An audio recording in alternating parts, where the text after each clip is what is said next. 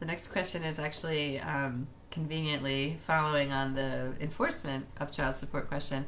And it is, what happens if my ex applies for a downward modification of, it says custody order, but I'm reading the rest and I think they mean child support order. And he is earning more than when we split, but claiming that his expenses are more. Okay.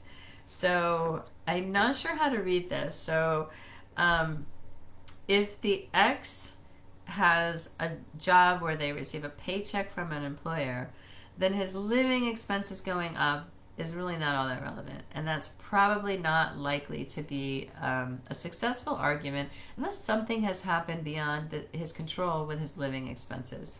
So I don't know. If he's in New York City and he had a rent-controlled apartment and the apartment building burned down and now he doesn't have a rent-controlled apartment and he has to pay 10 times more rent every month, maybe something like that would be a basis to adjust his child support. But if he bought a new truck and he ran up his credit card and gas prices have gone up, those things are not generally a basis for the court to make a downward adjustment of the child support.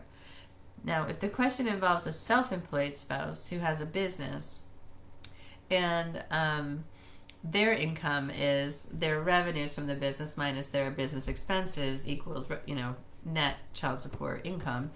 If their expenses have gone up, you're going to want to carefully have the court carefully look at why. Why did those expenses go up? Are they legitimate? Was it out of control, or did your ex voluntarily incur more debt or take on more expenses? So I guess that's one of the many times lawyers say, maybe, maybe not. I would need to know more about the situation.